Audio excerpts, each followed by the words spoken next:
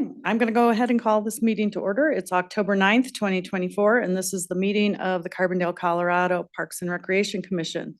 We are an advisory commission made up of volunteers to assist and consult with town staff and make recommendations to our elected town officials. My name is Hollis Sutherland. I'm honored to be chair of the commission for this year, and I'm joined by my fellow volunteers, Vice Chair Rose Rosello, Rachel Bachman Perkins, Ashley Haight-Manick, Leslie Keary, Eric Lamb, Susan Ray, Drew Sorensen, and Liza Logan, our youth commissioner. We are joined by Carbondale staff Eric Brenlinger, Parks and Recreation Director, Margaret Donnelly, Community Center and Recreation Programs Manager, and Kay McDonald, who is helping us out being our scribe amongst a million other things at the town. Erica Sparhawk is our Board of Trustee liaison, and I welcome anyone who may be watching live or via recording. Thank you for participating in your local government. As a commission, we strive to serve the town of Carbondale by setting aside personal biases and looking at what's best for our community. We honor diverse opinions, promote inclusivity, and endeavor to keep our discourse civil and respectful. So we will get started by approving the minutes. Has everyone had a chance to review it? Are there any questions, edits, comments? Is there a motion to approve the minutes? Liza? Oh, sure. I make a motion to approve the minutes. All in favor? Aye. Aye. Okay. I don't see anybody else here. Are we actually supposed to do a roll call? Okay. I just saw that. Technically, I could do a roll call. Okay. Everybody does. Okay. Okay, I don't think there's anybody here that's not on the agenda. And so, oh my gosh, I grabbed the minutes instead of the agenda. Sorry, folks. Take it away. Eric, I know we're on the aquatic stuff, right? In your packet. And I will pull the agenda up. That creates a kind of a monthly project report. So we're going to include those in ours and also the trustees' attachments to their agenda. So the one you're looking at is from September. So it kind of walks through a meeting we had with the trustees on September 10th, and then also our, kind of explaining, where we were with our guaranteed maximum price of the project at that meeting, and then letting them know what was stalling that out at that meeting to get us to presentation on the 24th of that month of the guaranteed maximum price at that next trustee meeting. So there's an explanation of both those meetings in those minutes for you, so you can kind of see what took place. We made the recommendation at the September 24th meeting to put back in the spa to the base project, and so that put us over budget where we were prior to that. We pulled the spa out of the value engineering piece to see where that put us with the project, but we are building an aquatic center, and the spa is an important piece of that we heard a lot of survey data about people wanting a spa, and just Margaret can let you know, operating the pool for as many years as she did, how many times people asking for a spa or a steam bath or a sauna or just some heat source, right, for their bodies. And so we said it's important for our process. It's important to the final offering that we offer the public. So we put it back in there, and to do that, we needed to do a deep dive into kind of the contingency side of the project, right, and how to potentially put a contingency on top of our contingency to be able to do so. So we looked at the rec sales and use tax fund. That's our half-cent, penny sales tax that is earmarked for something exactly like this, for one-time rec project. That fund also has to pay back, just so everybody understands that fund, has to pay back the bond, that, you know, we're in debt, so that fund is used first to pay back the bond.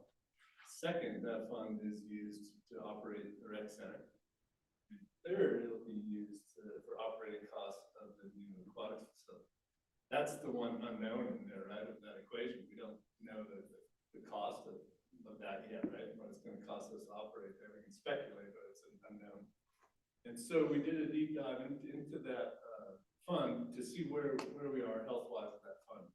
We are mandated to keep an 80% fund balance in that as far as a reserve.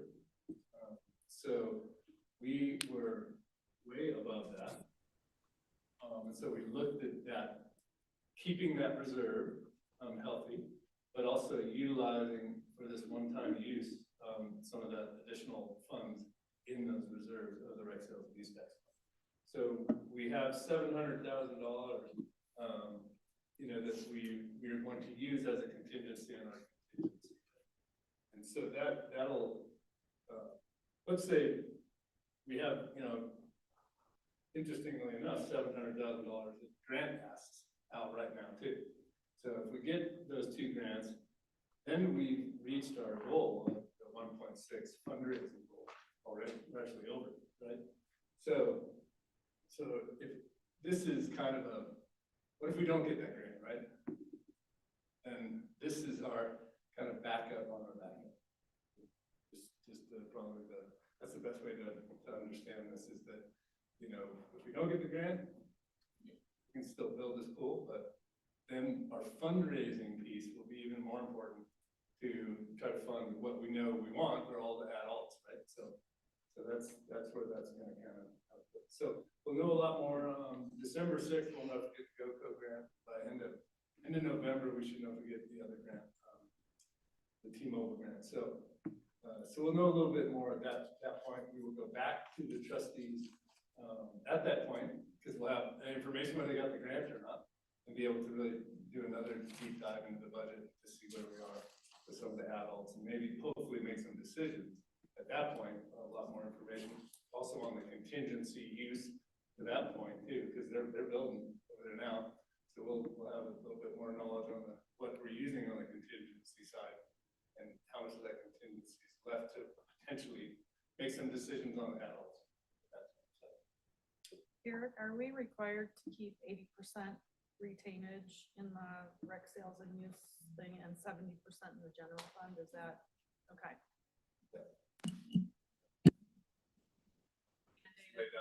Yeah, and that was mandated by they built and came up with finance. So. Yeah. Can I just add to that? Yeah. But it's not, there's no policy in place. It's like our goal. And so if you think of like, reserve funds are there in case we need them. Yeah. And so, because we're looking at, we reviewed our first draft of the budget, and, you know, we have some big projects outside of the pool that we might need to put some funding in, whether that's housing or something like that. And it's okay, from my perspective, if we have to go down to like 60% or something on the general fund, I'll just speak.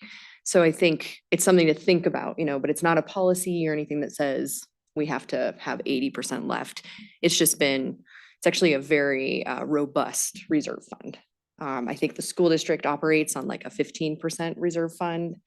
Glenwood operates on like a 15% reserve fund. Basalt's 25%. So we intentionally from years ago to operate so that if stuff hits the fan, we can function as a government without having to like lay off everybody instantly or something. So just wanted to clarify that it wasn't like written in stone anywhere. Thanks for that. Yeah. For clarifying. Okay, any questions for Eric at this?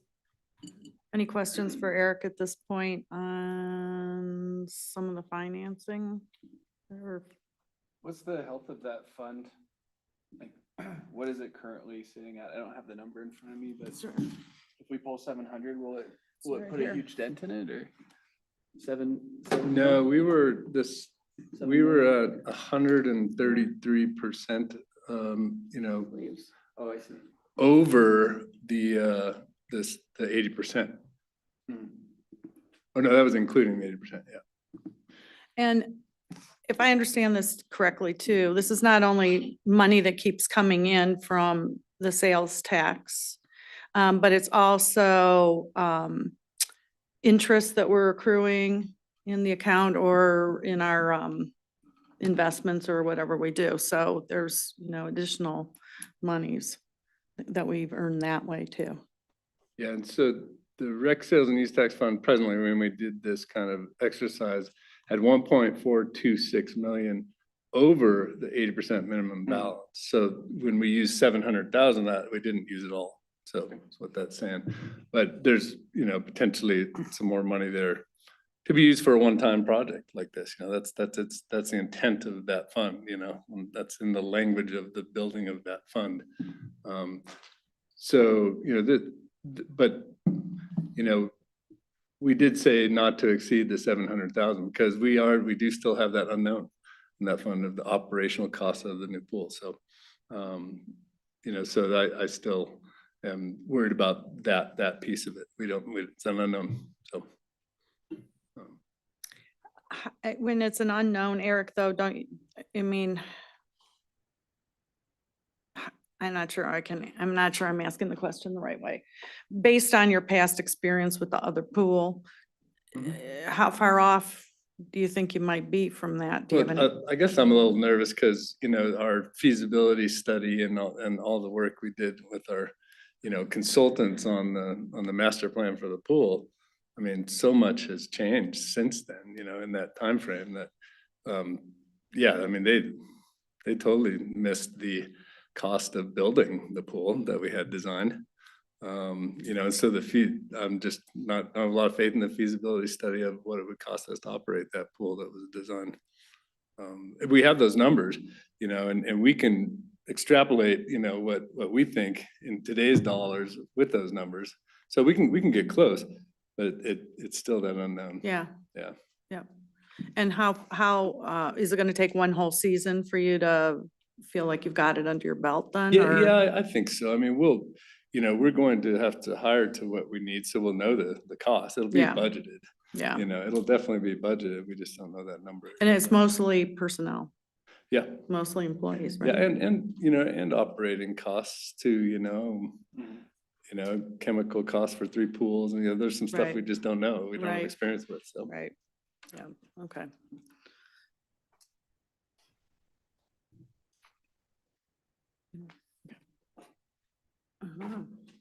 Okay, anything else you wanted to add to that, or do we want to just move to Cynthia on then, as long as we're talking about Yeah, so we paying just- for things? I think I did say that, that we would return to the trustees in December. We'll probably return to them in January after, because we'll know in December, but then we'll have to, figure out where that puts us to. And so we'll probably return to them January with a kind of a better status on project budget and fundraising amount. So it's kind of our goal and a good segue into Cynthia's work. That's our goal, is to use this push, through that January timeframe to see how much we can raise for the pool project. So. And I was going to say, despite that reserve, we really want the whole fundraising campaign to Yeah. be successful, not just 1.6, but 2.5. Right. And yet, you saw in your packet that we are really only just over $1 million toward that 2.5 million, and it's been there for a few months. So I wanted to just quickly go over reasons to feel optimistic about the campaign, reasons for concern about the campaign, and then solutions and strategies. So the reasons to feel optimistic, well, clearly the project itself has high visibility right there with construction already underway. We've experienced good interest by community members when we've worked booths, thanks largely to Margaret, at the First Friday, the farmers markets, and the Sunday music in the park booths. We've set up many times over the course of the summer, and people really are interested to see the renderings. They ask questions. A lot of people take pledge forms. Some people donate on the spot. And the objective is, of course, many large gifts to move that bottom line faster, but the objective is for everyone to get involved so that it really is a community success. And that's the message that we want to increasingly get out. As Eric mentioned, this proposal to GOCO is the big hope right now with a $650,000 ask. And I think we have reason to be optimistic, right? You've had the exchanges with the representative there. Major gift solicitations are ongoing. They're slow but steady. Pool parties, which I hope everyone is familiar with the concept of giving pool parties. They're easy to host and they're slowly but consistently raising money. The reasons for concern is that staffing for campaign administrative support has been less than needed, with some staff turnover, and a person temporarily over the summer who was working the front desk was really competent, but now she's gone to college. Campaign marketing, other than the booths and the pool parties, has been minimal. And so momentum has been sluggish and the bottom line has moved just a little bit since we hit the $1 million mark. So the solutions and strategies that we have in place at this time, and I say we because I hope I made it clear, certainly to Hollis and Eric, but hopefully the commission understands that when I get retained to direct a capital campaign, I'm not the only fundraiser. In fact, I'm not usually actually doing the fundraising myself. I typically train the volunteers associated with an organization to do the fundraising with their peers on behalf of the organization. It's much better for building relationships. In this instance, I have varied from my norm of 40 years. And because it's so unique, because it's municipality and it's not a nonprofit, because I care that it succeeds, I've crossed the line so that I'm still an outside consultant, but I'm also working actively as a volunteer. And that is reflected in the invoices I send to Eric.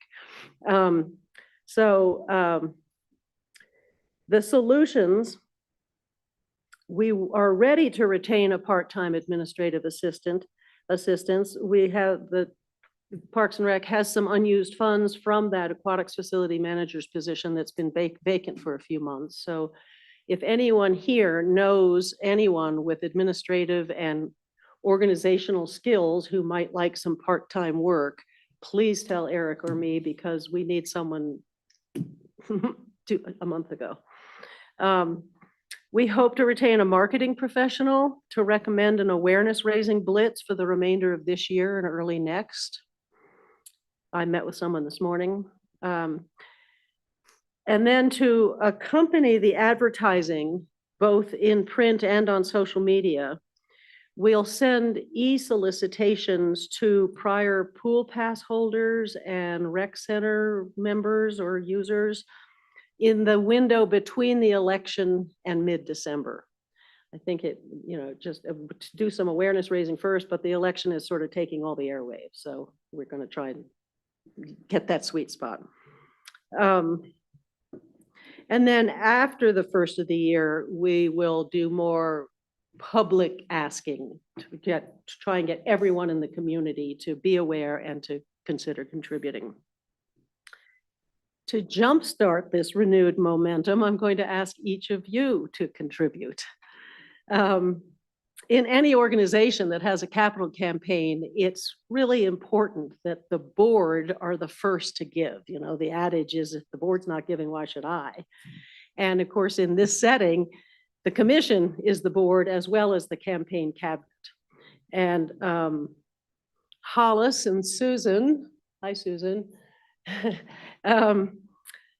have already made generous pledges, and it's really important that we get 100% participation. And the reason that's important is that ripples out through the community. And when we submit grant proposals to like private foundations, one of the first questions they always ask is, has the board given? So if we're able to say there's 100% giving by the volunteers associated with this, that's impressive. And that's a model for the rest of the community to follow.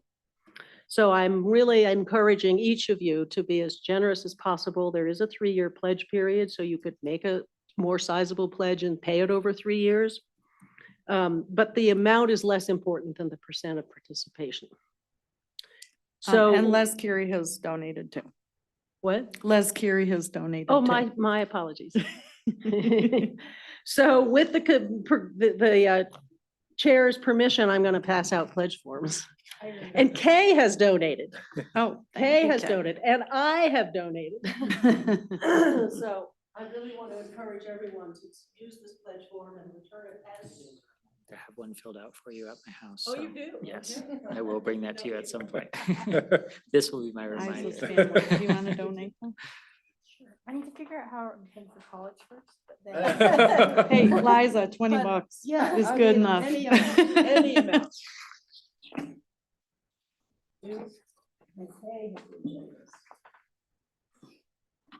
So that's my report. Are there any questions about the campaign for me? Do you all have are you all familiar with these? And you've all seen the brochure. This is the brochure. Have you all seen that? I don't even know if this group has I been. haven't. had this- Pass it out? Yeah, maybe not. I thought we brought it the first meeting. that we I was got 'em. thinking so, but Maybe. yeah, this is the big version. I love this. You know, let's make a splash with that child looking so happy and splashy.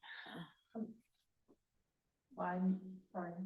Can we leave some on this front table? Well, that's why we designed these, because of course, those are more expensive to present, to print, but these are the same data, but just a smaller version, and we use these at passing out at all the booths.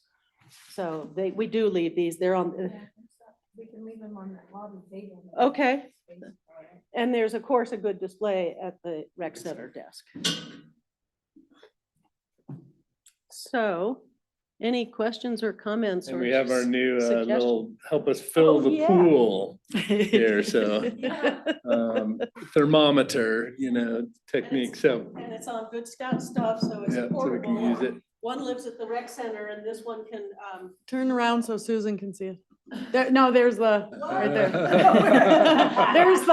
There's the camera right there, above the clock. and it's designed to be durable so that it can go to pool parties, it can go to any more booths that we do. I don't know if you're aware, the Bonfire, thanks to John Williams, gave us a whole day to set up a table in front of Bonfire. I mean, of course, they close, it was an early afternoon, but then it was a first Friday, so we just stayed through the evening. There's going to be such an occasion at the Painted Pig, and we're going to be asking other business owners. Soper, Liquor and Wine said we can set up whenever we want. So we're going to ask business owners to let us set up the booth to attract people. And the way we'll be able to keep this updated, hopefully faster and faster, is with just blue marker to just keep filling the lines. Another comment that I've heard is that if we could have something on the town's website, just so people have. it That's the right there thing. where we're at. Yeah, we really need to round out that online access because it's complicated with the different sites that there are. And so that's one thing that the marketing professionals will help facilitate. Yeah, and the whole kind of project history is on Carbondale Connect .org, but it's, we need to update it and just be more on top of it for sure, yeah. Yeah, get it front and center. Yep. Any suggestions for how to build awareness and momentum? And of course, all of you are encouraged to consider hosting a pool party. We make it very easy. We have a party in a box. You just pick it up and Cynthia, invite your friends. do we know who that 8 or 9-year-old boy was who gave the $5? We did get his name. I certainly don't recall it. Margaret has all the things that we fill out at booths, but that is a sweet story. I don't think it's been shared with this whole group, but at a First Friday, there was a group of young guys standing in front of our renderings. And I went around the table to say, do you have any questions? Can I explain this? And and I explained the fundraising campaign. And one of them reached into his pocket and pulled out a $5 bill and he said, can you take this? And I said, well, yes, of course we can. And we went around the other side of the table so I could get his name and number, his address. And one of the other young boys, I mean, they might have been 12-year-olds. And the other young boy said, can you take Venmo? And I said, and I was facilitating that. And they looked at each other and said, we want the diving board. So that's exactly the kind of enthusiasm that the campaign is generating and that we need to capitalize on. Well, my point with that is if we could find that, He's 12. We have his name. okay. I would be willing to reach out or work with Eric or something to reach out to him to see if he wants to do, because that would be is that middle school, 12? Yeah. To see if he would spearhead something at the middle school. Because if everybody gave $5 from the middle school, you start crunching the numbers. I Yep. mean, that's 10, 15, 20,000. I mean, I don't know how many You know, I students there asked are. Ben about the possibility of doing something at the schools, and I got the impression that because the school has so many fundraising needs it's themselves, that it might not be feasible for another entity to do it, but maybe if it's done privately with the kid who's so enthusiastic. But just maybe utilizing his excitement about the project on a radio spot or something, you Yep, know what I mean? So yep. just in the marketing process, I think it'd be Could be really fun. great. And I talked to someone today on the phone that Ben was at a, I guess it was Potato Days, and he had on the Let's Make a Splash hat.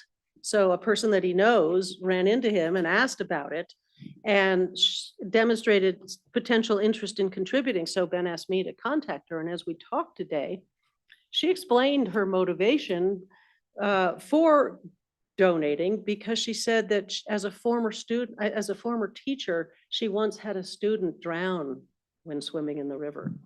And so she said, I feel so dedicated to education and so everyone can learn to swim.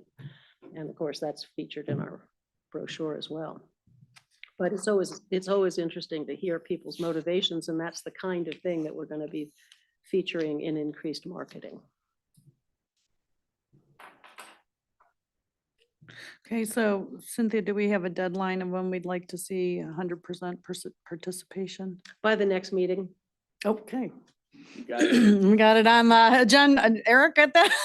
Your family's donated. Your mom donated and put your name on it. She did. That's Oh. right. That's right. Yay, Mom. I don't know. I'm gonna keep her on the hook. So that was at that May event at the Flying Dog Ranch Barn, Uh-huh. when you all were there. Yeah, they were all there? Yeah. Right. Yeah. And just a reminder to, I'm not actually putting pledges on the sheet until I get a pledge sheet. It does not go onto our accounting until we actually get the sheet or a check or the cash. Okay, So just because somebody's verbal pledge, just because somebody's done a verbal pledge, it doesn't go on No. anything. Because then we have no way of tracking that and following up with that. right. That makes sense. Susan, do you have anything? Nope, I guess what came out of the Flying Dog Ranch? Anything?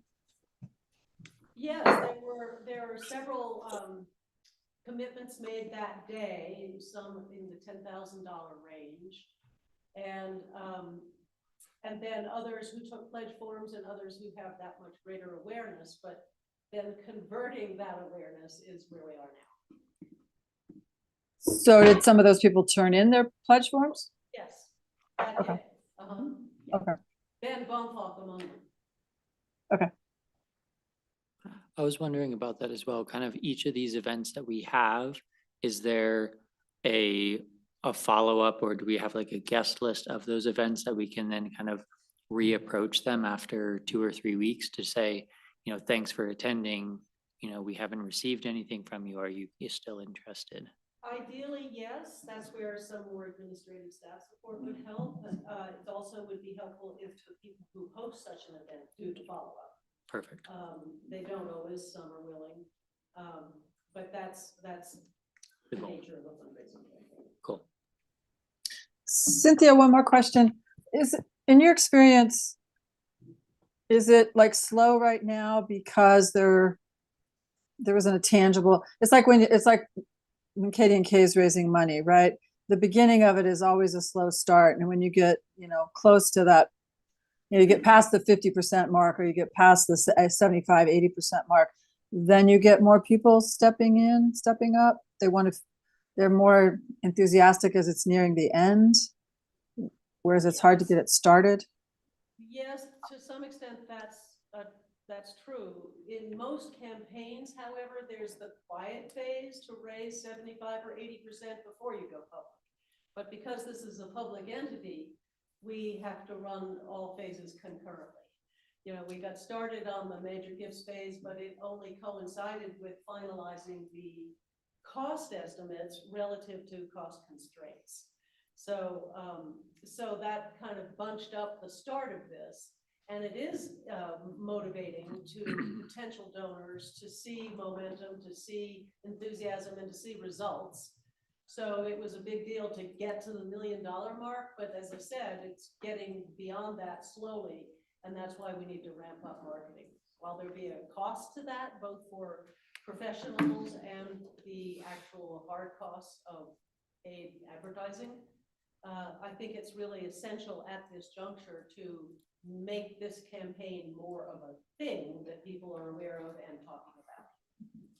And so that's why that's the strategy.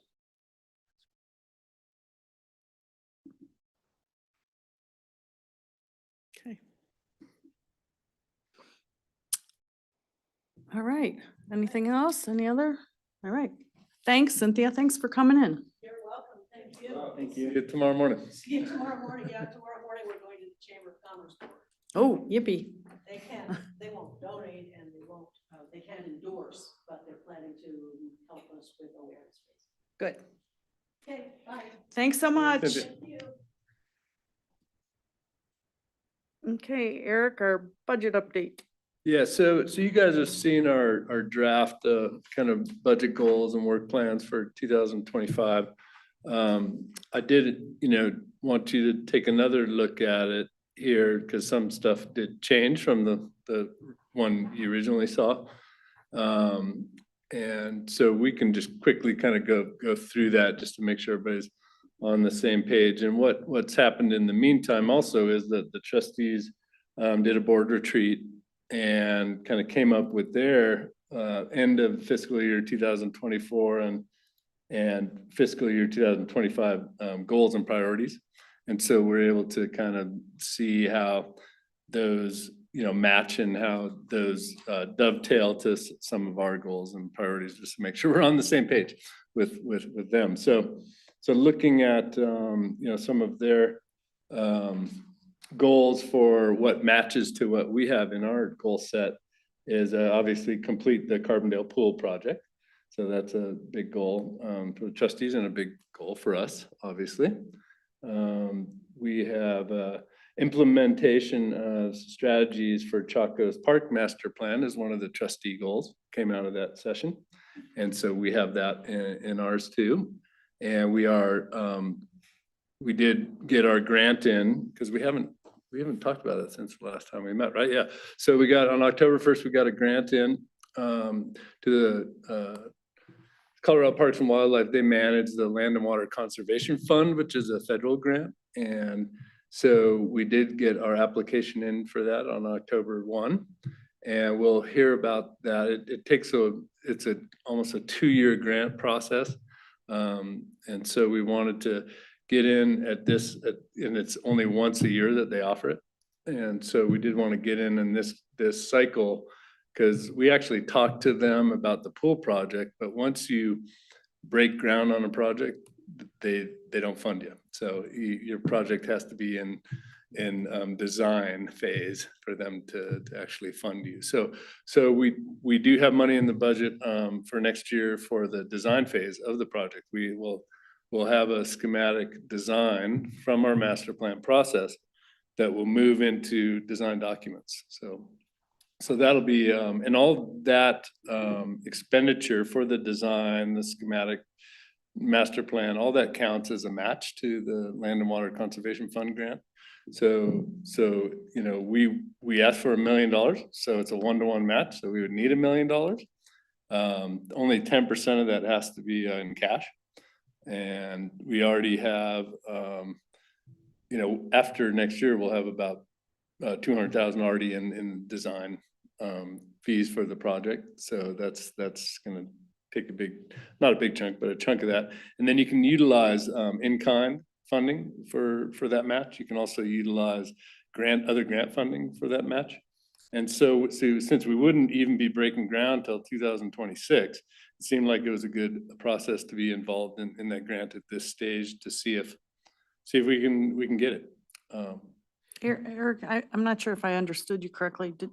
Did you say it's a 2-year grant cycle? So we're not, I No, mean, we two- put it in now and we wouldn't get the money till 2026? Yeah, it would be all a reimbursable grant anyway, so, we probably wouldn't get the Oh. money for 3 years, but we would budget for it, as a reimbursable grant if we get it. Okay, It'll take 9 months just through the Colorado Parks and Wildlife process to see if so it goes through this whole vetting process with Colorado Parks and Wildlife first, then they package it if you get accepted, because that's a competitive process right there. Then it gets packaged to go to the feds from their National Park Service from there. But then you're looking pretty good, right? Because they know how much money they have at the national level. They know what they can fund. And once you're through that process, it's looking pretty promising, to get the grant. So we'll just, so we'll be involved in that initial process with Colorado Parks and Wildlife, and they do site visits, and they really vet out, the other applicants, and they'll come here and see our project. It'll be neat. Can I ask a clarifying question, Eric? Yeah. So we're talking about breaking ground in 2026. What is this project? We're not talking about the pool anymore. Oh, no, sorry, Chacos Park. We're talking about So, Chacos, yeah, okay. yeah, Got sorry, did I not mention? I'm sorry. Yeah, so that was, that's the Chacos Park, I see. master plan that we've invested in, and, that became a new town land to figure out what to do with, and a, very busy and utilized piece of property for so many different things. So, so the master plan was needed just to make sure the design can handle all the different uses of that park, not only the passive uses, but the active uses, the ice rink and all the special events and farmers markets and stuff. So it's, that's why I think, our grant, putting in that grant was really nice, because a lot of that work was done through the master plan process, right? So the site designs and, everything it had kind of pushed us to get the more financial piece done too, of it, the budgeting piece, and which we needed to do anyways for the master plan itself. So why I'm telling you all this, so the master plan itself is not, that got put on the back burner to get this grant done.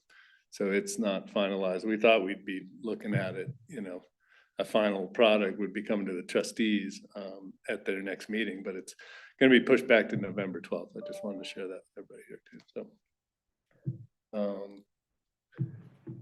So a couple of the other things that are board priorities that mesh with our goals would be investigate additional sources of revenue. And so this is just under their good governance kind of title. And so grant writer options, there's some money in the budget for a grant writer that would be not specific to Parks and Rec and not specific to his individual project, but more specific to really spending the time, because what's so time consuming about grants is going out there and researching and finding them and talking to the people about how you mesh and match their mission, right, with your mission. And so this would be a position that would be able to do that for almost town-wide project needs. So that's good, because we kind of showed how that works already, because we've kind of did that this year with the pool project. We did get the electrification grant through hiring, two grant writers to do a deep dive on that and to get it done in a timely manner, and we got the grant, so it worked.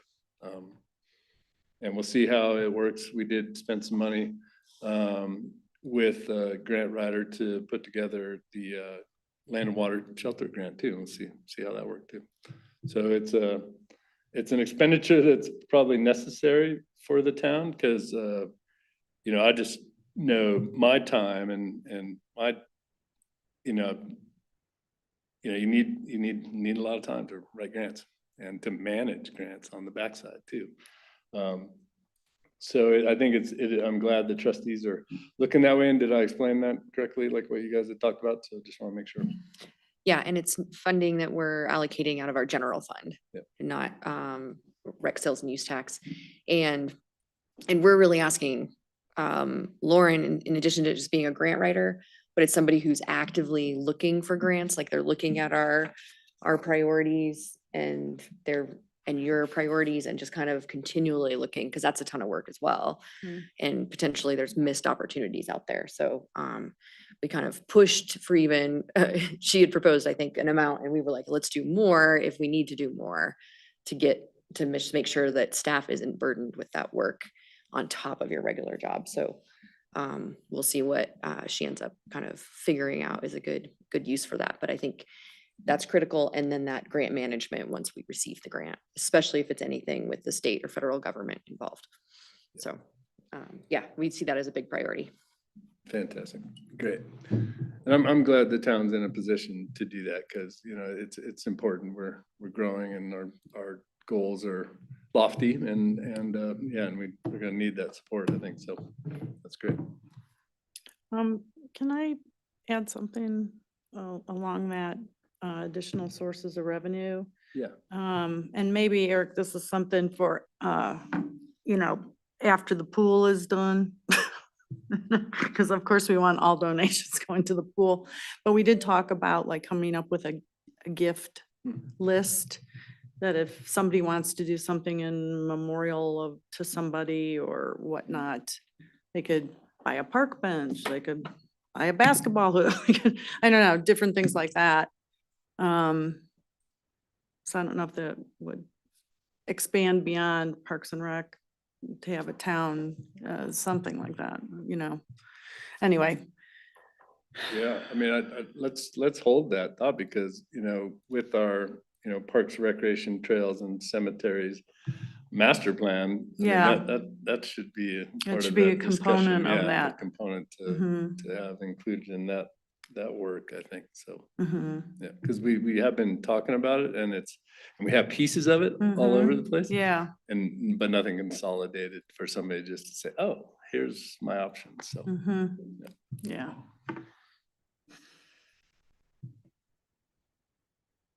okay, you know, as far as one of the larger you know, budget items that I just want to bring up here, just so everybody's understands where we're going and what our management techniques are being, is our weed management plan. And you know, I'm really adding some significant dollars to the budget to help us actually you know, do the plan, you know, actually do what we want to do with our weed management. And then a lot of that is manual extraction before these plants go to seed and increase our problem, right? So we do have, you know, definitely some additional money put into our temp labor line items in the budget. And we have those in a couple different spots in the budget. And that's been my technique lately to utilize when you see an issue with our weeds in our parks and they're getting ready to go to seed. You don't know when that happens every year. It happens at different times every year on different pieces of property, exposure and wetlands. And it's a very, I have not figured that one out. It just got to go put your eyes on it and often to see what's going on. And a lot of times it's the citizens that call me and say, hey, do you know your Canada thistle about ready to bloom and drop, you know? And so in this location, I'm like, oh, thank you. You know, and we'll go get after it. But that's been our technique, is to and it's a constant. It's not something that's like one and done. And so we're really starting to see, like, we overspent our temp labor budget probably by twice what was in there this year.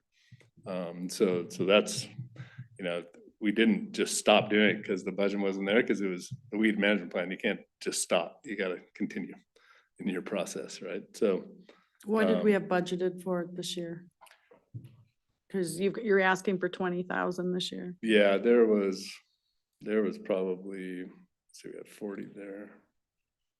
There was $50,000 in it last year. It was spread out over some different budget temp line items.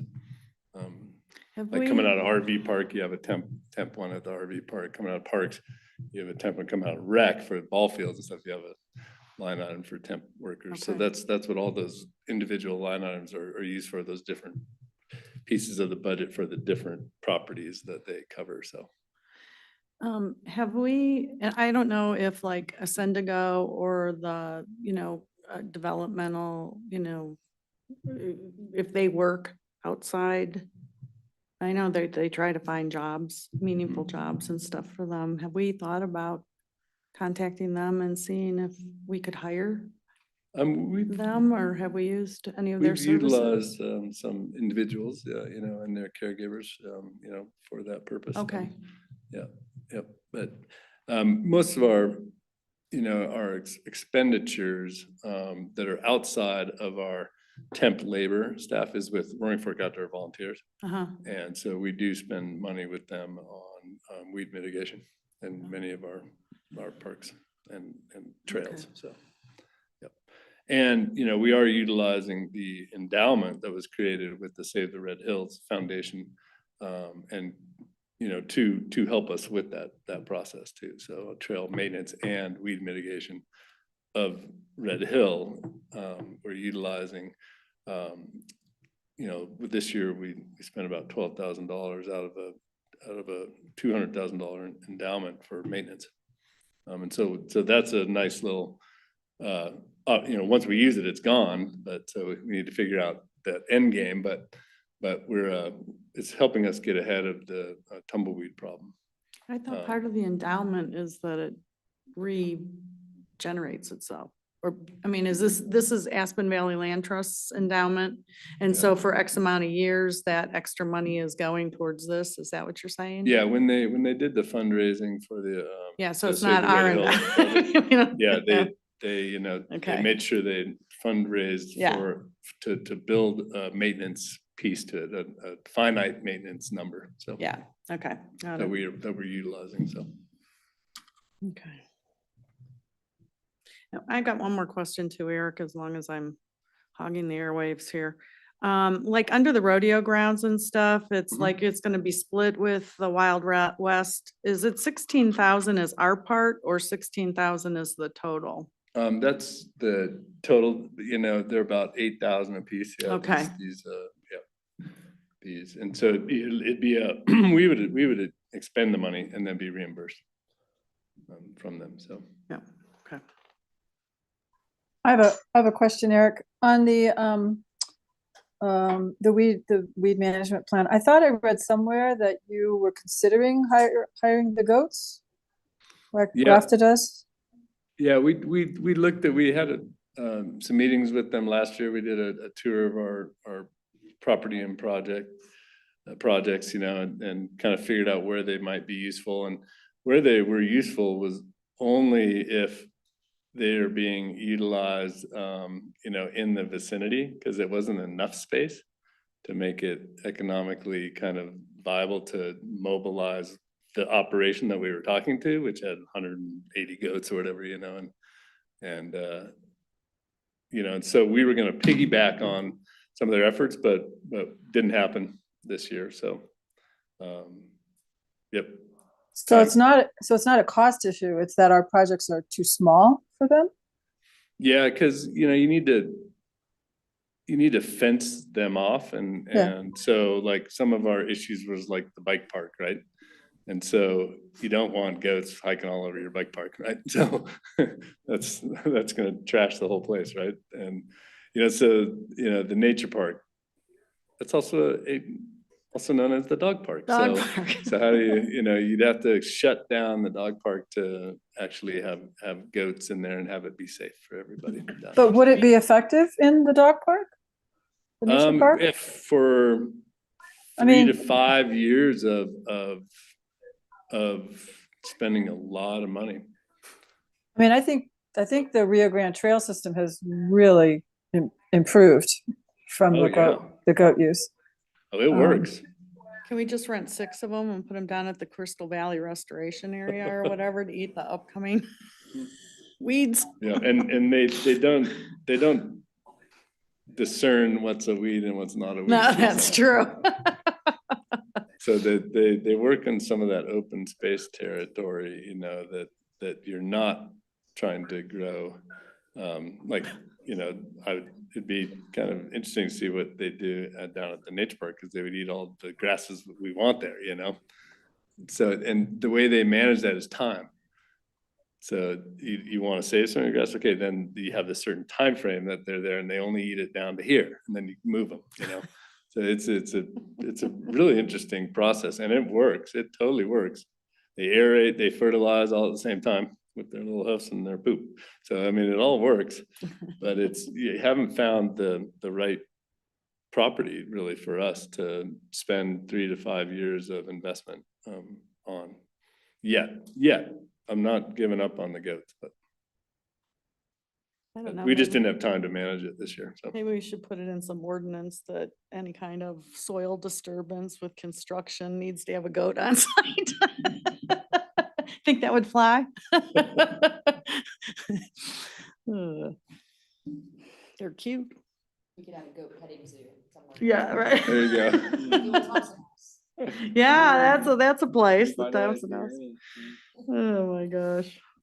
So some of the other, I'm just still matching up, you know, board priorities to our kind of department goals. So on community character, which was one of their headlines, was, you know, support the festivals, support arts in public spaces, support Thompson House Museum and grounds. So we do have some work in the budget. We're gonna pull the irrigation away from the crumbling house there and just try to get some more preservation of that and get the water away from the foundation there.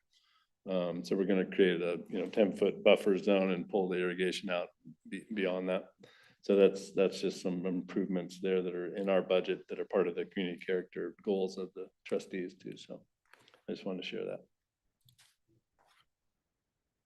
And that's about it as far as what we match up, you know, with you know, kind of trustees' goals and priorities for 25. So any other questions on the budget? We'll be presenting, you know, to the trustees on the 22nd, yeah. Of this month, yeah. Is So. the commission supposed to be there to present? No, this is more of, I talked to Lauren about it, this is just more of our department's, you know, budget goals and priorities, so, yeah. Okay. Okay. I think we can move on if nobody has any other questions. Oh, Eric, I got one. But this goes kind of back to the pool, but at the same time, the 1% for the arts. And I know that they changed the facade of the building. Whatever happened with the Arts Commission on that? Oh, no, great. Yeah, thanks for asking that. So, you know, we were value engineering the masonry because the masonry was up at $1 million itself, you know, to kind of build what they were looking at as the art addition, you know, that CPAC, you know, would accept as the 1% for the arts donation, just put all that money into the masonry to create their vision of the glass block and how that was going to look and the patterns that was going to come with for the project. And so value engineering that, it got to a smaller scale, same idea, but a little bit smaller scale. And so, you know, the question was to the design team and to the architects that had this vision, you know, is the artistic intent still held together with what you're presenting and with after the value engineering? And to my surprise, the architects, you know, Andy and Taylor actually like the value engineering piece better than the original. And so that was a surprise to me. And when they showed me why, I kind of started to get it. They took that presentation to the CPAC just last week to say, hey, here's what's changed. Do you guys feel this is still the artistic embellishment on the design that is worthy of the 1% for the arts? And the answer was yes. So, Okay, good. yeah, so Okay, great. we're happy about that. And how it changed, they had the whole facade kind of done with 3 separate, openings with the glass block. Now it's only 2 openings there, but then they wrapped the idea around the entrance to the building. And so that's what they really started to like, was the feel of entering that building with that same glass block technique wrapped around the corner, which didn't exist before. It was more of just that whole wall. And we can, are we gonna have the mechanical room pieces where we took out the window and took out, some of the glass block there? So we're gonna have to think about how to, just, landscape, or, for that piece, and just, so you're not just seeing this big blank wall, but more landscaping shielded. So there's ways to work with it and to get around it. So, but the CPAC said, yeah, we like the new design. The architects like it, and so we're happy. Cool. Happy with it. Yeah, they actually like it more than the original. So I was like, okay, perfect. That worked out well. I'm glad the Arts Council liked it. That's a big hurdle. Well, you got to make sure everybody's happy. All right.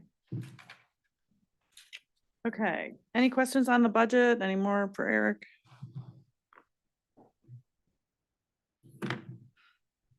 Okay. Let's see. You already kind of talked about the Chacos Park thing. Yeah, I did kind of dive into that on the budget piece. So any questions on that? I kind of gave you a little bit of a memo to just help you understand what the Land and Water Conservation Grant Fund is all about. Interestingly enough, the pool was funded in 1978 by a Land and Water Conservation Fund grant. So Really? yeah. Huh.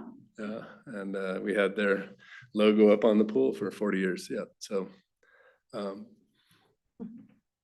they provide grants up to 1.2 million, and we're at that $1 million, level with them at a 1-to-1 match. So, yeah, and just kind of explaining where that money's coming from. So, it's funded primarily by offshore oil and gas reserves. So it's kind of interesting that some of our funding for our all-electric building is coming from FMLD and this Okay. fund, but hey, it's there for the taking. So that's right. Yeah. So any questions on that? Just we'll just know more when we hear back from them, and whether we put in a good application, whether it needs some work, and we'll look at it next year. But at least we're at the table. So. Okay. Crystal River.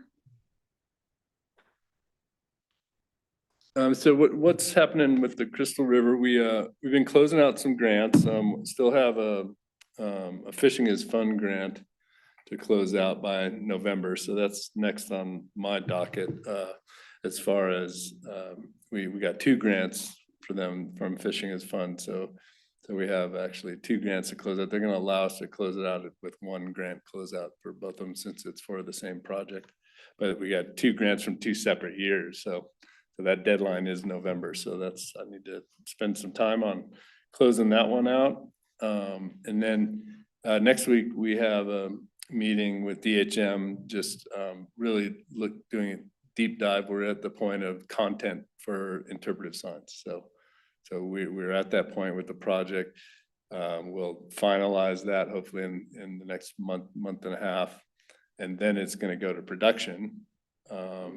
To be installed, or this is our idea, this is the perfect world, to be installed at, right at when the Bald Eagle closure is finished at March 15th. So, and to be installed from March 15th to April 1, because April 1 starts the Migratory Bird Act, so on the property. So that's our little window of opportunity that we need to hit. So. And then we have the fish one, and then It's a narrow target. Yeah, and some of that you know, I mean, there's no activity can happen before March 15th, so we'll just have to be teed up, so ready to roll, so. It's a good goal. Okay. But I don't know if you guys have been down there. We have spent a lot of time, weed mitigation down there. Because we are, you know, fencing and irrigating all the new plantings. And, you know, with that came a lot of, noxious weed infiltration too. And because we fenced it, nobody's eating, the animals aren't eating some of the noxious weeds, that are within those fenced in areas, the wildlife fencing. So we've it's going to be a couple of years of pretty good effort on the weed mitigation down there. The plants that are planted and being irrigated are doing well. The willows that they transplanted on from site, you know, to the stream bank are all doing really well. So, and we were wondering about that because of the high water. You know, they were buried for a while and they hung in there. So I think, yeah, if you haven't been down there, the nature is coming back.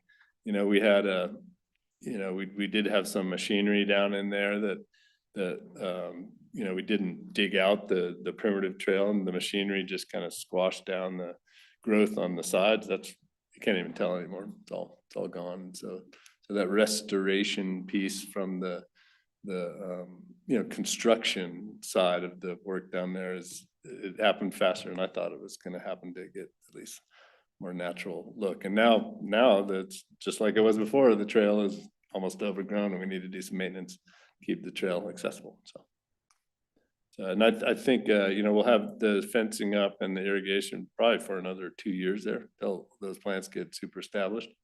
And then at that point, when if we keep up with the weed mitigation and we pull those fences and pull that irrigation system, we'll be able to check that box. You know, we restored this place to you know, way more natural, you know, way more natural, you know, park than it was before. You know, then the dilapidated areas are going to look totally different. So we're, for our grant closeouts, we're really compiling a lot of before and after shots, you know, even with where we are now with the project, but we'll continue to do that as the project progresses, because the before and the after in 2 years is going to be really pretty neat and amazing. So to see. So yeah, I think I think it'll be a demonstration project for what can be done with the efficiency of a ditch system and in water creation of fish habitat and stream, you know, bank habitat and restoration of stream and bank and wetlands areas, you know. So yeah, so I think it's the naysayers of that project. I can't wait to take them down there in 3 years, you know. Well, Eric, don't get your hopes up too I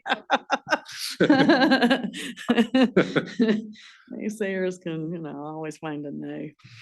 But go take a walk down there. It's really, such a unique parkland for a municipality. You know, it's a really cool piece of property. So That's great. Also, I'll just add, it's a cool project because it went over budget, not the extent the pool does.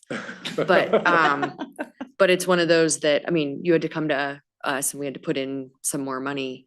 And it's just one of those things that nobody's even gonna think about the additional funds that we put in, whatever it was, 400,000 or something. I mean, it was more than double of what we had agreed to put towards the project.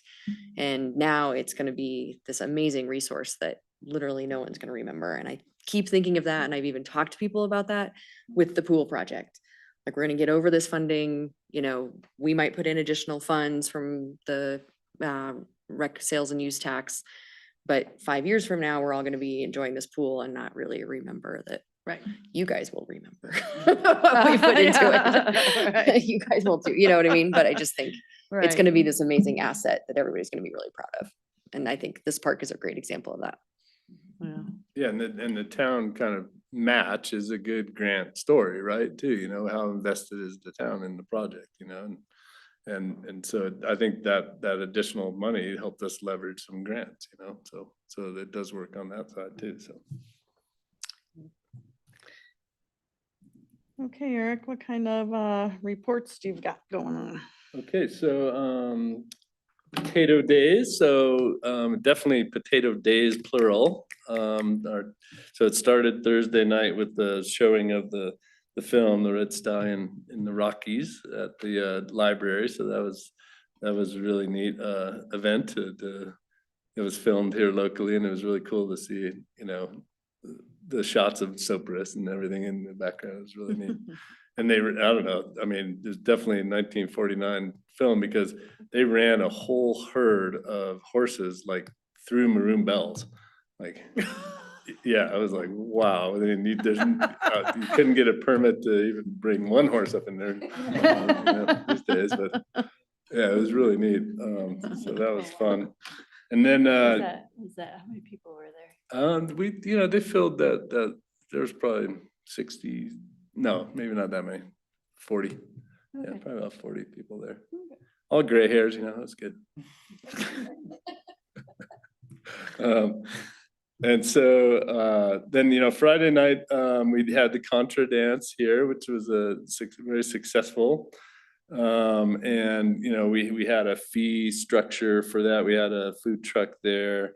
We had, you know, a liquor license that the Historical Society pulled for that, donated alcohol for that.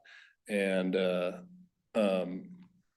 then we rolled, and which was successful, $20, you know, to come in and get a contra dance and hear two bands. And then Eric's band played, and the crowd from, because I talked to my daughter and her age, I mean, that's who, you know, was the target market, you know, that younger crowd that just goes out on First Fridays, right? So their feedback was, Dad, why would you charge somebody to go hear live music on First Friday when it's everywhere? Duh, Dad. Yeah. Exactly. So I don't know if you guys have heard the Confluence, but you guys were great, man. You guys are amazing. I mean, what a great band. And, you know, so that, you know, they could, like, let's say it was just free, you know, free concert there, you know, that would have been amazing, but that wasn't our model, you know, and so we learned something. First Friday, and I talked to my daughter, she's like, but I said, I swear that, like, you used to have to pay cover charges into all these places. She's like, oh yeah, they stopped that a while ago because nobody was going to those places that had to pay cover charge. They'd go to the other places, just free band, you know? So, oh, okay. So we'll rethink that. The contra is a really neat piece to Potato Days, I think, and we'll maintain that. And, you know, the contra bands that played, that was like their last gig. They're kind of disbanding. There's a new one coming back. And so, yes, Natalie's putting a new one yeah, and so together. Natalie Spears is It'll be trying to, awesome. November, they're gonna have their first Right. big dance, right? right, Wow. and so there's a Hopefully there'll local be- band that's I'll have getting some put jobs for together. for next year. for Yep. Potato Days.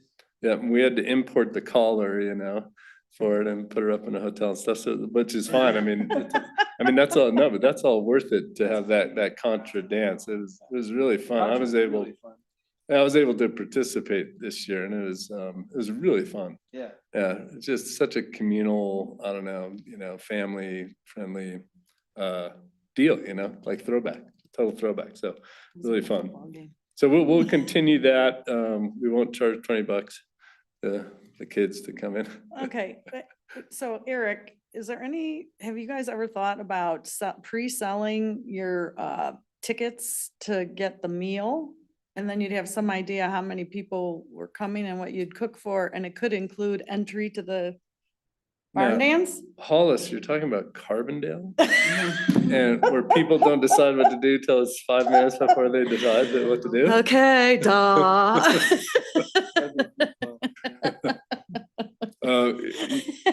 No, I Okay, know what that's you're all. saying, but we, Trying to think yeah, how you could get.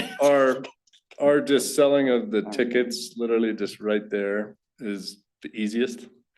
And the most effective. I mean, if Well, we and this is- pre-sold, you know, we would have to put on there rain or shine, no Yeah. refunds, nothing, because, Yeah. you Well, I was know, just trying to think how we could get people into the Friday Yeah. dance, but this is always gonna fall on, Potato Day is Friday. always gonna fall on a first Friday, and isn't so it? I think we'll really put more focus into the contra and the barn dance kind of, you know, and really let that grow, because they have their own following, but it's really fun to just not know what the hell you're doing and be trained Yeah. in 10 seconds and then start Yeah. doing it. Yeah. Yeah. So I think that's a keeper. And sorry, Eric, man, you guys were amazing and just nobody's there to listen to you. So it's a bummer. It's okay. It's Yeah. okay. It was a good rehearsal. We did have a late night crowd though. Oh, good. missed So, oh, I did. Yeah. So, Well, they opened it up to free entry at a certain point. yeah, And that's when people Oh. started coming in. yeah. Yeah. And we And when I should. say crowd, there were like 30 at one point. It wasn't our best performance, but y'all were great hosting us. We had a blast. Didn't take it personally. Okay, good, because no, I was just bummed because you guys are so good. I mean, your sound is so fun. Yeah, it's really neat. So, yeah, so great job. I mean, yeah, great job. I mean, it's a great band, it's great fun. And then, you know, so our Saturday, our idea of getting our food from the local food shed, and Cade literally, you know, hitting up all the farmers that he knows, made homemade pickles. We made, you know, coleslaw right there with fresh ingredients right on the spot. He made all the beans with a certain recipe that was amazing. So the food was the best it's ever been. We were able to get, you know, a lot of the potatoes from the Gianetti's land. A lot of the other local potatoes, they just weren't ready yet. So that's always kind of a crapshoot with this one, whether the local potatoes are ready or not. And so we did need to, they're all Colorado potatoes, so we had to go over to Montrose side to get some of the other potatoes. And you had plenty. Yep. You ran Yep. out a And, couple of uh, years ago. Oh, my God. Yep, we had plenty of Ugly. potatoes, so that was. There were people fighting. The Oh, crowd yeah. went wild. Yeah. What do you mean the potatoes are potato day? Yeah, we had plenty of potatoes, and, you know, and so that day everything worked. There's so much that could go wrong with that day. There's so many variables, but the parade went great. One of the biggest parades we've had in a long time. Having it be an election year helps with that process. You know, the running race went well, the pancake breakfast went really well. And those are, you know, fundraisers, you know, for those organizations. And so they were happy. The bands in the park were awesome. The vendors all did well. So it was just, yeah, it was one of those, you know, small town days, you know, that I cherish about Potato Days. It's just a really neat event, you know. And are we gonna be able to support, you know, the Carbondale Historical Society with some revenue from this? I doubt it. Our expenditures were pretty high this year, and even though we raised, you know, the fee of the lunch, yeah, everything else went up pretty substantially. So we always try to put away a kitty for next year just to keep propagating the event. You know, we'll be able to do that, I think. But I don't know if we're going to be able to provide the Historical Society with, you know, a lot of funding help. So, and hopefully we'll just break even. We have a bunch of bills still out. We'll know that better at our next meeting where that sits. So. Now, Eric, I know there was some joking around going on about building another pit. I mean, could we really use another pit? We could if And we ran got- out of meat this time, but it was really winding down at that point, so. Yeah, and we could cook more meat in that pit. You So it can? was- Yeah, we Okay. could cook more meat in that pit. Yeah, and I think we'll invest in probably the racks that we cook all the potatoes and corn in. You know, they're wooden racks, and so they are getting pretty dilapidated. You know, you soak them in water, you know, for days and before you put them in the pits. But we're gonna look at some metal ones that might be just fabricated for that purpose, and then we could actually fit more potatoes in the pit. Okay. And corn. So I don't think we need one just yet. And you know, you could build another pit, cook more meat, and then you have a rainy day Yeah, right. and yeah, you're stuck. Yeah, and so, you know, and the expenditures are big on that event, you know, and so we had less sponsorship this year than we've had in a couple of years. Hmm. So, not due to lack of effort though, because we had Erica and Kate Schwerin, you know, they were working on that, you know, all the time, just soliciting sponsors for the Potato Day and yeah, and so I think, you know, we'll do a debrief here with the whole team and just make sure we have a good plan for next year. But we learned a lot this year, so we learned, you know, that you can do it with the local food source. I was worried about volumes and just making on site and just, you know, the level of work involved in doing that differently. But let me just mention our festival permit, you know, was a new idea this year. And so the festival permit is the ability to get local producers, local vintners, local distilleries, local breweries to, as a harvest fest, right, idea, to actually have their wares there at the event. And so we feel like it worked pretty well. We just used our liquor space and fencing in underneath the picnic shade shelter, so they could put their tents there, sell samples out this side, sell closed product out that side. So they enjoyed it. The people who wanted to taste their wares enjoyed it. So I think that's here to stay probably. Question on cost for those things. Did you see good income from vendor cost and parade entry fee stuff? We don't charge a percentage base of profits. It's just a booth fee, and we give it away to nonprofits. I was gonna say, it's So a lot of very those are reasonable. nonprofits. It's very reasonable. Yeah. And I wondered if you'd thought about increasing that ever, or even doing like, you know, I think for, you know, schools and nonprofits and all those things, like having that free entry fee definitely is like what makes the parade. Yeah. But it's also, I think $40 is extraordinarily accessible for both vendors and, Yeah. you know, politicians and things like that in parades. And so, I don't know. Yeah, no, that's good feedback. We'll definitely look at all of our pricing, you know, during our debrief and just see, you know, what we feel is appropriate, but that's good feedback. Yeah, the next one won't be an election year, so.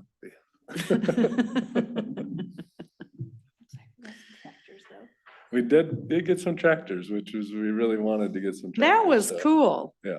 Seeing the vintage. Yeah, so that's Farm neat. equipment? We'll grow that piece of it too, I think. You know, we did have a trophy for the best tractor too, and so Ernie Giannetti won that, so he was happy with that.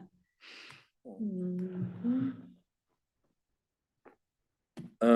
What about the Aspen Valley thing at Kaufman Ranch on that Sunday? Do we have any idea how that went? I was there. Were you there? I was. Okay. Yeah, the Roaring Fork Outdoor Volunteers event at Kaufman Ranch. Is that what was there? Aspen Valley Land Trust. Yeah, they Aspen Valley. partnered with Roaring Fork Outdoor Volunteers. Oh, good. Yeah. Oh, good. Yeah, we did some, we cut back some willows on one of the paths. Got rid of some noxious weeds to make room for a variety of species in other areas. There were like 25 volunteers. Oh, awesome. Was this on the Sunday thing? Saturday. Saturday of Potato Day? No, this was a week ago. Saturday. Oh, okay, Yeah. but didn't they It was the do, second event? didn't they do something on Sunday of Potato Days? They down did there? party in the pasture, yeah. Yeah, yeah. They Aspen Valley talking Land about Trust. different things. Yeah, Yeah, but okay. that's okay. I'm glad to know you guys did that. Yeah, Good. yeah. Do we have any idea how the party in the pasture went? I think pretty well from what I saw, just promotion of it. The social media I saw Yeah. look like it went well. Okay, I was good. still in Yeah, I know, you're still in Germany. Oktoberfest. I actually had to miss it because I got on a plane and we sat on the runway for an hour, well, we taxied. And then they sent us back because a lady had a medical emergency and had to get off the plane. And then we refueled and then we took off and then we had to circle to dump the fuel and come back because our landing gear wouldn't close. Oh So my I missed God. Oktoberfest. Oh, Because then we went and ran the Berlin Marathon. She ran a Berlin marathon. So Oh my God, that sounds I terrible. was a day late and a Well, we dollar. And You a missed the dollar, marathon. well, you saved a few dollars. Sarah and Jesse had a lovely time. Oh, man. They brought me a cookie. Luckily, I had been before.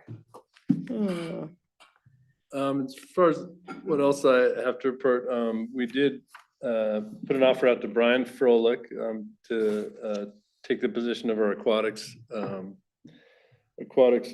coordinator and health and wellness coordinator. So he's in the process of doing our background check stuff now, and will be finishing up his job with Snowmass and then coming to us on November 11th. So we'll have a new position filled on November 11th. So we'll get him up to speed with the pool project. We'll get him up to speed with fundraising. We'll get him. Let him know he's gotta do the thing. Yeah, exactly. That's what the job requirements are. That's right. Write a check. Your first day, write a check. And he'll be rolling into our, turkey trot too. So, that'll be a good introduction to our first, big fitness event for him. And so, yeah, and he'll be rolling into the winter busyness of the rec center and the fitness busyness of people rolling back inside. So he'll have a lot on his plate too, but just want to let you know, we did fill the position and he's coming on board. So Yippee. it's good. Then the other kind of next event that we're involved with is Dia de los Muertos. It's November 1st. And so that's in collaboration with Carbondale Arts and Amy Kimberly kind of helps them out with that one too. And they utilize our town stage right on 4th Street itself, add the dancing stage in front of it. So it's a big event and a fun event to be involved with too. So it's a good First Friday event. And that's, I think, I did have one other thing. So remember how a while ago we had talked about collaborating on the meeting time, at least opening it up for you guys to participate for the MAP Carbondale presentation. So that they're gonna do a big presentation of their findings for that effort that they did on November 4th at the 3rd Street Center. So that's a Monday, and from 6 to 8. And so any Parks and Rec Commission members are invited to come and just see that presentation and participate in that presentation. So.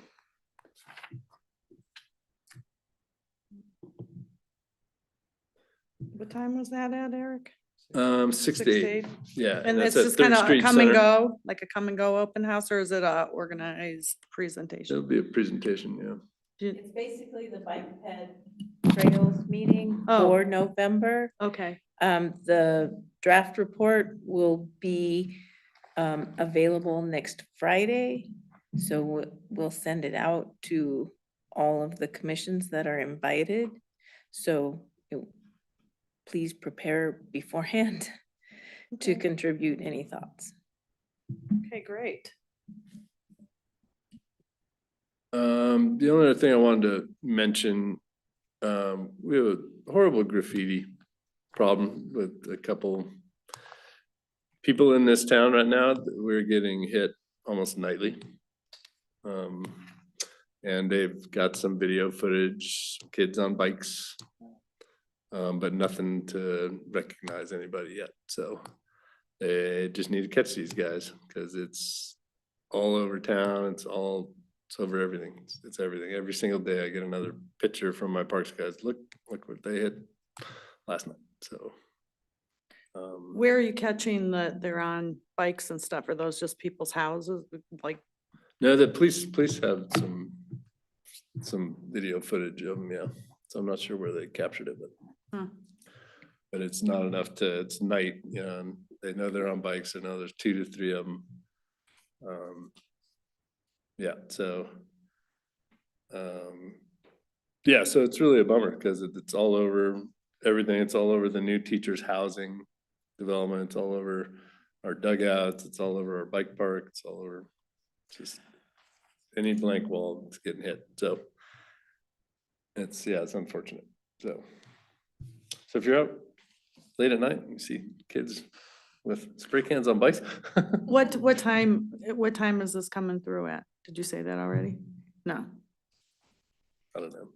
Yeah, I'm not sure. Uh, But it's just disappointing, but. If people can't sleep, we should be out on this. Yeah, no yeah, sleeping. really, I'll be No out patrol. I could do the late night shift. Yeah, find a blank wall down. Just, Sleep in yeah, the just dugout. like sit there in your Sleep white, in the white, you know, dugouts. against the wall until they spray it. I'm not sleeping, so. The trick is you have to be able to run fast enough to catch up to them. Right. Right, Or Just be on my saying bike. would be enough. yeah. So you have to get an e-cycle. There you go. There you go. There you go. Ah, It's a shame. Yeah, we had one sent across our staff email. Okay, So we're on the lookout for that particular tag. yeah. Hmm. I think it's just 2 or 3, you know, that's all it takes. They're prolific, so. Hey, Eric, I was looking at your 30, 60, 90 thing. Yeah. What's ever happened at the nature park with the beaver and the neighbor's culvert and stuff? Yeah, so we did go kind of assess that, and it's the neighbor's culvert that is plugged. It's not, Beaver set up a dam or something? yeah.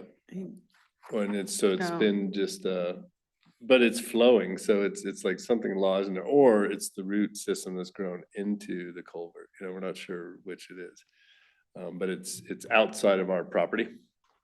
And so it is their responsibility to take care of it. They were kind of pointing the finger saying, no, you guys cut all those willows and filled it with the willows, and we didn't. It wasn't us, it was the beavers, so. So the beavers are actually on his property? Because I thought they were No, that. further now on our property somewhere. Yeah, it hasn't, there's flow right now, so it hasn't been an issue. We don't have those lakes like we had last year. Uh-huh. So the flow is returned, so I don't know if the beavers moved or I don't know what happened. Yeah, but we haven't, hasn't been that huge. There were people paddleboarding down there last year. A picture, we got paddleboarding. You know, you're gonna access that through the dog park? Oh, man, I didn't Yeah, know that. so there's flow, but it's, you know, it could be compromised very quickly, you know, to be that same situation. So it's, Mhm. you know, and it was put back on his plate and he's not sure what to do. I don't know what you do with because it's a big culvert that's very deep over a big road. And so I'm not sure what you do. Okay. And Other I than know, dynamite, but- and I know you and Eric, the two Erics, you guys worked Yeah, with Hendricks. We did walk around the park and talk a lot about where signs should be or shouldn't be. Okay, And we came to some agreement on some that need to be moved, and that's an easy, just unscrew them on one surface and put them on another. But the big one is new signage for the bleachers. On the back of the bleachers, just have a couple of just no dog symbols, as well as like a welcome sign that has all of the rules, et cetera, on the southeast end of the park. Yeah, in that corner, you know, where it makes the corner where people would come from that development. Pretty interesting, you know, after that meeting, we went out and our parks guys, you know, removed those signs that we were talking about removing, put the little no dog signs on the post, the existing post, right? Pre-existing post. Neighbors came out and complained. Oh, seriously? Wow. So, not the same ones we were working with. Nope. That'd be disheartening. Yeah, I guess you just can't make folks happy, right? No. So, yeah, so those aren't up right now there, so. I also did notice someone grooming their dog as I was leaving the park, the evening that we met there, which was interesting. In the Like, how do I park, approach this person and be like, you shouldn't be doing that here? in the And park? yeah, they're grooming their dog in the park. Oh, well, I said something to somebody at Potato Days. I said, you know, there's no dogs in the park. Oh, I didn't know that. I said, yeah, there's Yeah. like 35 signs around the perimeter. It was funny, Oh, we I just didn't on see this it. walk, And then she just sits down there with her dog and proceeds to eat her, Yeah. her meal. Yeah. I looked at Eric. Eric's like, yeah.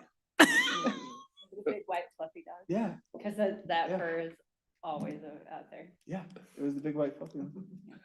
Yeah, so that's what you say. Okay, okay. And then you I'll say, that by next the time. way, if you get caught, it's a $250 fee. Okay. Isn't that what the fee is? I'm just trying to save you some money, Yeah. friend, I should have a neighbor. little- I should have a little parks badge. Next time. Hey, I'll get you a little sheriff's badge, one Yeah, of those, yeah. those little stars.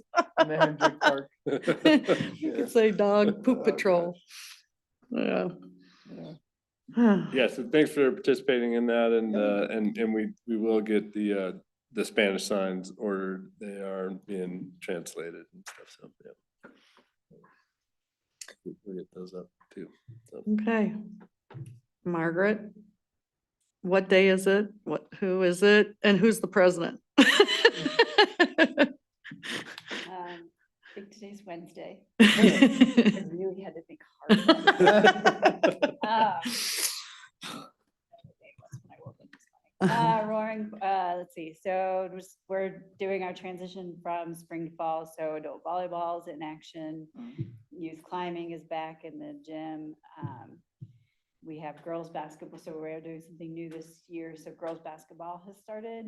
So instead of doing it in conjunction with boys basketball, January through March, girls is October through December, and then registration for boys basketball opens next week, and then they will go from January through March. So the gym will be in use longer, but we should only have to close down half of the gym so that we'll be able to use open gym a lot longer. And then we're actually able to have more teams overall. So we have 5 girls teams this year. Dinky Dunkers, we added a second class today, so that's. He registered. Thank you for adding that. So, and just to comment on all of that, is our programs are actually limited by the fact that we just need people to run programs. Right? So Yeah, the parents more stepped in. volunteers we have, the more programs that we can do. And we have been actively trying to get assistants and staff for Will to do additional programming, and we just haven't been able to find that. And that's kind of our biggest limitation right now. And then we had 2 wedding rentals since we saw you guys last. So Wow, we've had 3 weddings at the rec this year wow. In the gym. in the gymnasium. So, yeah.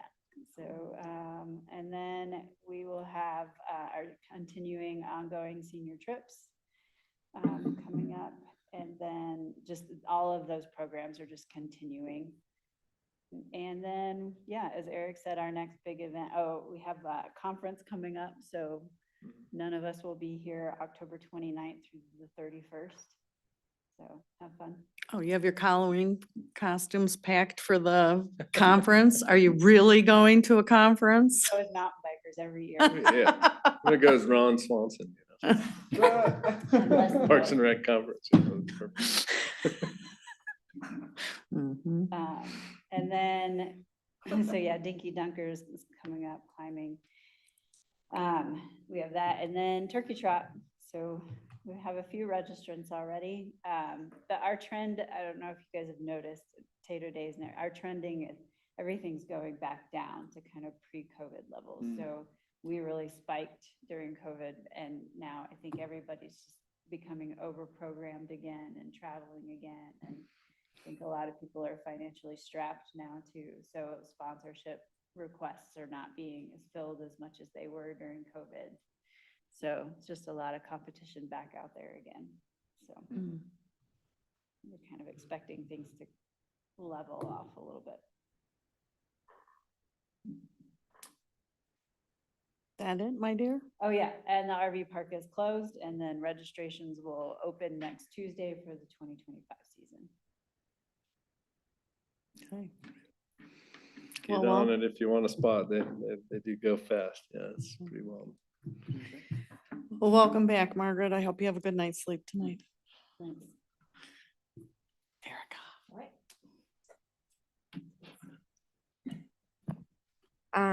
Since I last saw you guys, we've had a couple sessions about the pool project, so.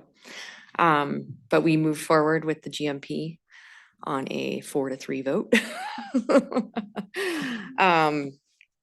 So, but it was good discussions. And I imagine we could catch up on that discussion via the recording. Yes, Yes. yep, I think that would be It good. might be a good idea for all of us to watch that and get a sense of Yeah. what the conversation was. Nope, I think so. Right, let's go. Let's see, a couple other things. The Chamber Creative District and Carbondale Arts presented during our work session in September. And they've shared this really, I can't remember what software they call it. I opened up their packet. The Creative District packet is really cool because so they have access to this data stream that essentially tracks our phones. And so they're able to see, and they shared that, you know, the visitor data associated with our special events. And so they have a cool breakdown where our first Fridays over the whole year, 29,000 people attend. Mountain Fair is 18,000. And then Potato Day is 2,000. And so it's just something to, and they have this really cool kind of visitor origin data where it shows people who are coming to these events, where they're traveling from as well. And so it could be a cool thing. You guys do so many events. And I know Michael at Creative District would be probably love to have a total geek out session on that data and what they could pull. It could just be really interesting to track. They're seeing as well that Mountain Fair, everybody, there's a sense and kind of this story that it's growing every year, but they are able to kind of prove out that it's been steady for the last couple years, holding fast at 18,000 people. So anyways, just some cool data. I think you guys would probably enjoy seeing their packet and just see what the Creative District brings to our town. And I know you guys partner with them so much on different events. So I wanted to share that because it was kind of mind blowing for me that. So Erica, so like just us having our cell phones with it, it Wow. picks it up somewhere. Mhm. And As well as They, budget. It's not private. I've collected it for transportation data, working on climate stuff, and even had a call with Google, and they were able to give us data that was like, here's how many people are coming to Garfield County. Here's how many people are coming from Denver to Garfield County, from outside I mean, it was really fascinating. For transportation data, I didn't know they could narrow it down to like, basically they enter in the date of these events and it's able to show how many people are at Sopris Park or the fashion show or 5 Point Film Fest. wow. So it's kind of fascinating. Yeah, Yeah. I know. Do they do some sort of percentage calculation of people who don't have phones? Like I don't know. maybe Yeah, 19 like 18,000 people with a phone? Like would that be Yeah. 20,000 actual people? right. I'd be curious to know that. So Who's that'd at be a good Mountain Fair discussion. without a phone though? You can go with Eric and geek Yeah, out on I us wanna and check Yeah, that who out. I else? know. And We see, could have Drew another wants to connection. geek. Yeah, Let's go. Maybe Susan wants to geek out too. Oh, she's not with us right now. yeah. All the geeks. That's But Neat data. I mean, it'd be really neat to see like farmers market. too, Yeah. you know, Yeah. Exactly, like there's some use of, other- like that Chacos Park area. like, yeah. you know, and just to have that data for grants too. So. Yeah, exactly. So I think they'd be a huge resource. Yeah. And then just a couple other updates. Last night, we did approve, there's things you might be interested in as residents of Carbondale. We approved a restaurant is going in at 522 Highway 133, where the Rio Grande Trail meets. Right now, it's a really old little tiny strip mall It has like 5 stores in there. Right. Red Um, one. Yeah, the red one. Mm. And so we approved that and they're adding a WeCycle station there and they're really catering their business, trying to encourage people to bike to they still have to have a parking lot and have parking. We have all those Kind of food? requirements. Kind of food? But it seems really cool. Do you know what kind of food? No, I don't. I did not ask that question. So is that whole thing gonna be raised? in That's the what I was whole- gonna ask. Yeah. Yeah, Okay. Yep. Because it has, I feel like. it has Yeah. Flooding back there so much. Where am Yeah, I gonna no. fix my vacuum? That's that was the one vacuum shop. There's. That there's is one in exactly what I Basalt. said. Eric, there's one in Basalt. Is there? You too. You did. Let's see, what was I gonna say? Add it to your honeydews. Oh, next week, we're talking about short-term rental regulations. Oh. Just as a heads up, we've got really strict regulations in place now. We might loosen them a little bit because we've had a huge decrease in the number. And we never had a very, very many in place, so. Our restaurants are asking us to. They need more people staying here, so. Our affordable housing is another, so we're in budget process right now. So in addition to hearing from Eric in November, we're hearing from all of the departments. We've reviewed our draft budget. It's online if you wanted to see what else we have prioritized. But housing is a big one. And we were one of the first entities to put money into the regional housing effort where we're working with all the other entities in the valley. We have the smallest budget of any other community in the Roaring Fork Valley by far. But we were the first ones to put money in and then the first ones to put money into this program for the down payment assistance program. And it's called the Good Deeds Program. And what's cool is it leveraged funding from other entities. And we've already now had 4 houses that have been purchased. And what this does is people use this fund to help them buy the house. And then in exchange, we get that house in our affordable housing program for it's a deed restriction on that home for the rest of the time that home exists. So if those folks sell it, it gets into our affordable housing deed restricted home program. So that's the kind of exchange where we put money in now and help a local get a home. And then we get it into our affordable housing program into the future. We've put in $100,000, which is a fraction of what people can get for down payment assistance on homes in this market. But to be leveraging that, and we already have, I think, 1 home in Carbondale somebody is looking at, but I think Roaring Fork School District employee just used it to purchase a home in Glenwood, which we see as benefiting all of us. It's not like, oh, you can only spend your money here in Carbondale or our money here in Carbondale. So it's a cool program. Eagle County has been doing it for a number of years and they've added 75 homes to their affordable housing kind of portfolio through this program. So it's a great way to help folks who are able to buy a home, but not able to in this market, kind of a different sector. So, and then we will be getting an update from ArtSpace on the town center project in, I think, November or early December, which is just our ongoing work to build affordable housing right over here. So just wanted to share those updates. I think that's it. Any questions for me on anything the town's doing? Thank you, Erica. Yep. Okay, anybody else on the commission have anything you want to talk about? Okay, then we'll be looking for our second motion tonight.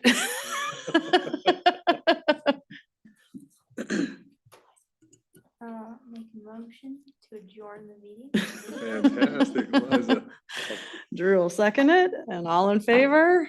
Aye.